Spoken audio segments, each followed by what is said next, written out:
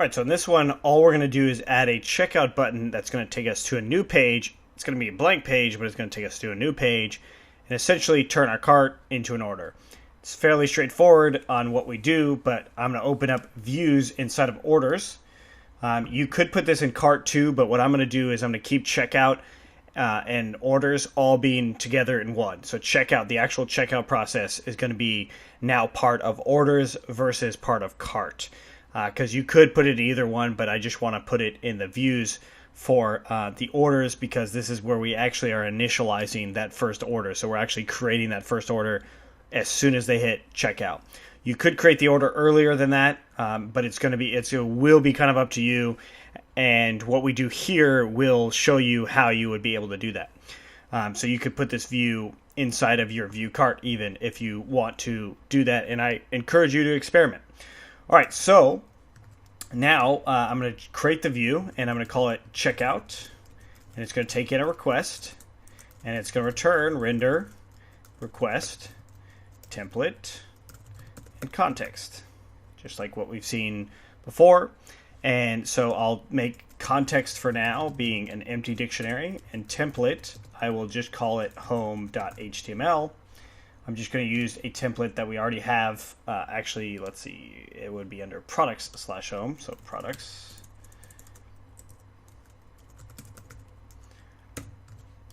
Only using this template for now, just so we have some placeholder type template. All right. So now what we need to do is we need to get the cart ID itself. So if you remember, it's in the session. So if we look in our views for our cart, we see the cart ID is here. So this is what we can actually copy that specifically. And then back into our other view, we can paste it. So this is what's nice about sessions is you can change them through with views without doing a whole lot. All right, so now that we have this cart ID from here, we would want to get the cart itself, the cart object itself. So what I'll do is I'll actually import the cart object. So from carts.models, import cart, and within this same try I'm going to actually put the cart object in here. So basically what it's going to do, it's going to try and get the ID, and then in that same block it's going to try and get that cart that's related to that ID. If it doesn't have it, we'll do a redirect. So then I'll just say cart equals to cart.objects.get and ID equals to the ID. And then if it's not there, so except if there's an exception, so if cart does not exist, then it's going to be this. So this would be pretty much the only exception that will probably be raised. There might be an exception with the session ID not being there, so we'll just leave it as except as a general catch-all if the ID is not there or the cart's not there. So if that's the case, then we will just do a redirect. So I have to import in shortcuts HTTP response redirect. So when any request comes through, a response has to come back, an HTTP response has to come back, and all HTTP response redirect does is it redirects it to any kind of page that we specify. So we can do return redirect, and I'm going to want to redirect it to the cart itself. And I'm going to import so first I'm going to import the URL resolver for reverse, and then I'm going to actually set the name for that as well. So we'll actually see what that does in just a second here. So it's from Django.core .core.url resolvers import reverse. So what this is going to allow us to do is use the URL name instead of hard coding a URL itself. So in our URLs here, we can use one of these names. So for us, it's going to be cart. So I'm just going to copy cart, go back into my view, and then just do reverse cart. So this, of course, assumes that there's a URL that's named cart, otherwise it will raise an error. But this will basically say if the cart ID does not exist, it's going to return back to the cart. And that's it. So let's actually see what that does. So I'm going to leave it as is, but all I'm going to do is actually remove this and paste it on top. for now, so we can actually see that in action. All right, so what we'll have to do is go in our view for cart, and then actually more specifically, we'll have to go into our template for that cart, so cart view. And then at the very bottom, I'm going to put it underneath the table. We'll worry about styling later, but I'll just do a href equals to, well, we don't have a link for it yet, so we'll have to come back to that too. And I'll just call it checkout. So let's go ahead and add the URL here. So I'll just call it URL checkout because that's what we'll end up calling it as far as the name goes. So that's our link. So since we see this, we actually have to create the URL for it, which we can copy the cart for the most part. It's basically the same thing. And then we will just do checkout. And this is orders.views.checkout and checkout. So orders is the app that we were working in, right? So this is orders checkout right here. And we added the view of checkout, which is that. And then we added that name of checkout, which allows this to work. All right, so let's run our server. That's already running. And let's go to our cart. And what we see here is this button checkout, and notice the link will take us to checkout. But it actually doesn't take us anywhere. And that's because it is just has a redirect loop, basically, because of how we ran the reverse direct, HTTP response reverse. So let's actually change it to home so we can see it in action. All right, and refresh, click on checkout, takes us home. So that's what the redirect does, and it's also using reverse. It's very nice. So you can, like I said, put a full-on link here. So if you wanted a URL or like a absolute link, you could do cart like that, or you could even do google.com. Well, you would want to do http://google.com/cart. You could even do that. So that would work as well. But the downside to using just /cart is that if you ever change the URL to where your cart exists, then you're going to have a lot of breaks in your code. So this is a lot cleaner, and it will save you a lot of headache down the line. So we'll keep that. All right, so now we have that part working. We actually need to do something with this cart. So let's actually print out to see that we have a cart coming through. And I'll just do print cart, just so we can see that it's actually accepting the cart and we can see it. All right, so let's click on cart, go to checkout. Now it's a blank page, as we should expect, because the context is empty, and the product's home page is empty without context. And then we also see, hey, look, cart ID is 4. So it printed out cart ID being 4.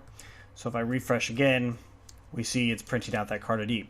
Perfect. So that is pretty much all we really need to get the order actually started, right? So what we'll do now is we'll import the order. So from .models, import order.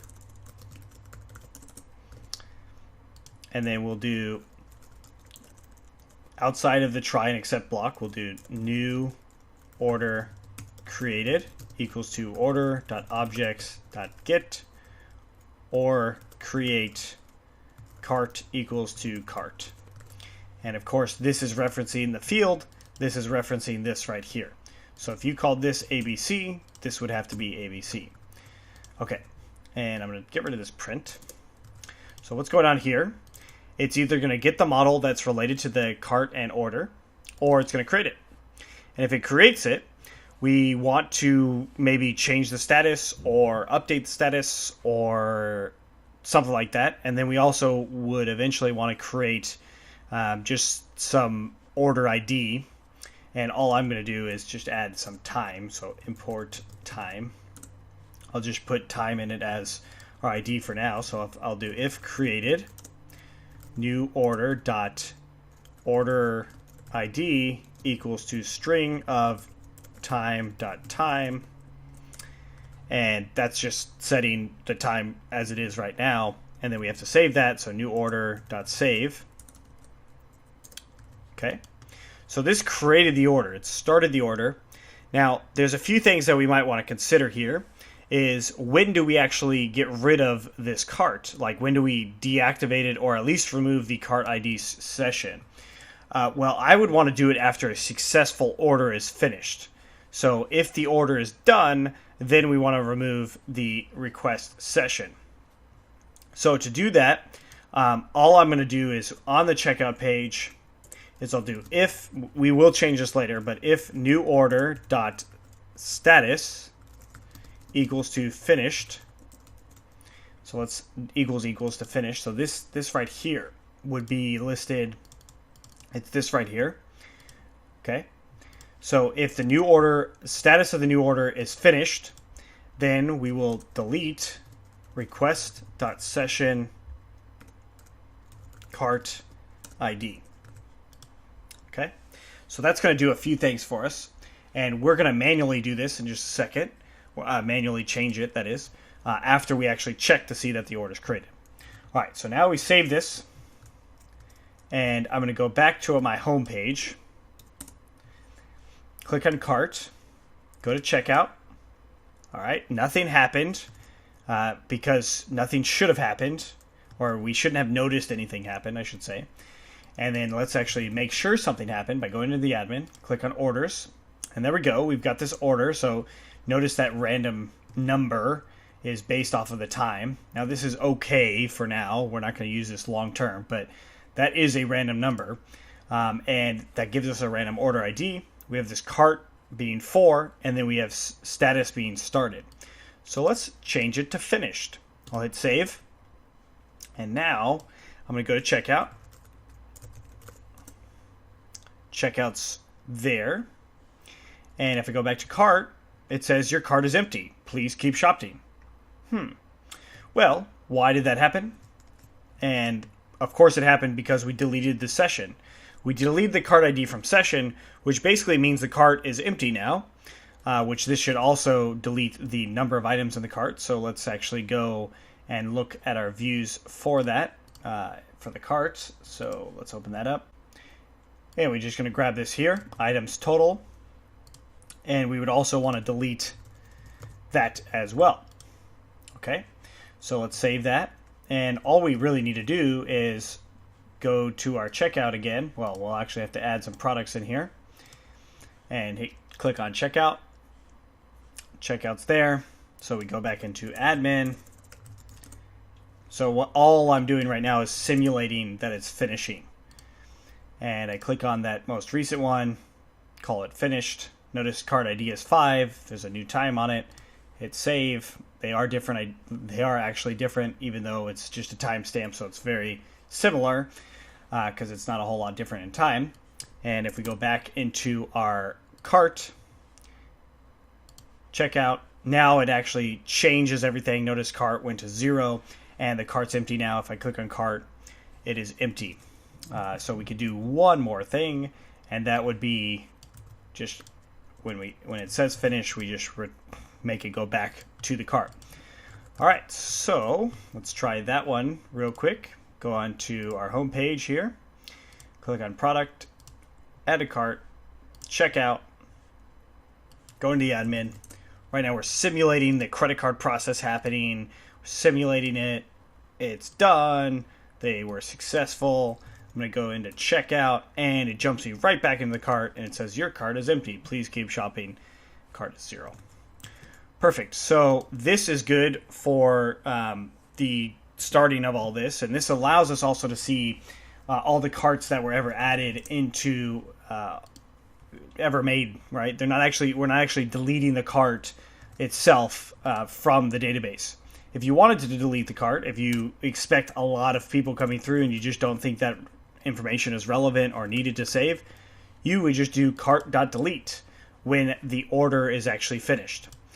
So what we need to do still is we need to, first off, under if created, we need to assign a user to the order, right? So that means we still need to create the user, and then we'll also need to assign an address to the order,